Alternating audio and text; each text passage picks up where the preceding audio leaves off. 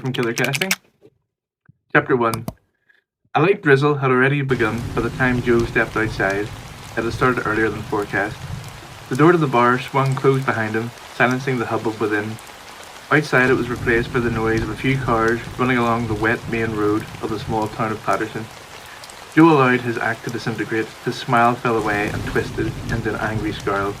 He pulled up his collar and hurried away along the sidewalk. Stupid and careless. He scolded himself for allowing his plan to evaporate so easily and spectacularly.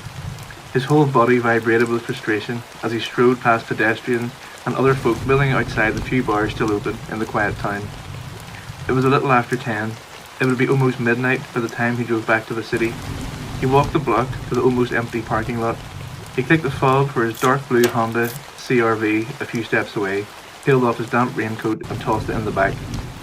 Joe hauled himself inside, gunned the motor, and pulled out of the spot. 3 weeks Joe had spent planning this murder. It had been tried and tested many times and should have been easy, but not tonight. Joining the traffic, his expression remained unmoving, fixed in a controlled fury. It had been months since his last kill. He was so close, but now it had become another dead end. There had been several recently, too many.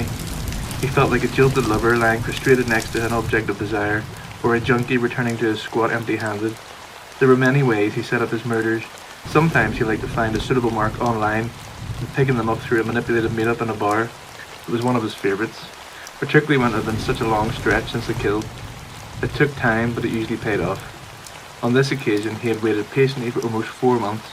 He found women through Facebook, friends of friends of friends, at least 5 times removed. That was always the rule.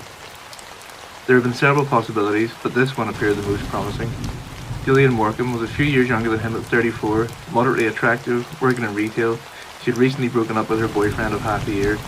Joe had learned everything he could about her likes and interests and had researched them all thoroughly. He had had many strands of potential conversations, all rehearsed. It started off promisingly. His alleged love of the Yankees and modern jazz had been well received. When her 2 work friends moved on to another bar, she had chosen to stay with him, as he had hoped. It was all running along nicely.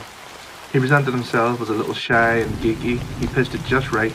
He could sense it, like a fisherman just before a bite. Joe had always known that he was attractive to women, just shy of 6 feet, with thick brown hair and dimples. His voice was deep, and his face appeared warm and open when a carefully crafted smile was fixed securely upon it. And then out of nowhere, the chance was gone, dead in the water. Oh, I've lost my place.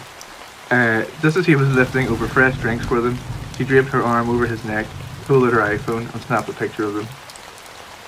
He wanted to wring her neck there and then. Instead, he attempted to smile sweetly. He couldn't risk the picture having been automatically saved somewhere, even if he tried deleting it from her phone later on. Soon afterwards, he abruptly made his excuses and left. Ruined. Thinking about it again now, playing the night over, his brow sweated, his hands gripped the wheel tighter.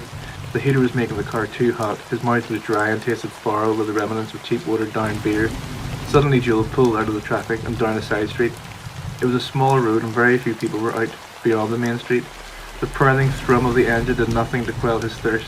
He drove on through the now pouring rain, aimlessly frustrated.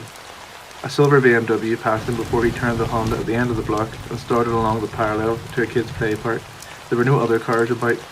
A lone figure walked up along ahead in the opposite direction, about 50 metres away, struggling against the rain. It was a woman, perhaps mid-40s, carrying 2 bags of groceries. Joe's eyes set, deciding instantly. He slammed down the accelerator pedal to the floor and swung the wheel, mounting the sidewalk. The growl of the engine and skidding of the tires over the curb made the woman stumble and anxiously half turn around. He held the gas down to the metal, never had a chance. The car crunched over her and he slammed on the brakes, skidding to a halt up ahead, half the tires hanging over the curb. The car idled, the wipers swishing away the driving rain as he searched all around. Nobody was anywhere to be seen. It was deathly quiet. As he threw the car into reverse, he had already started to giggle.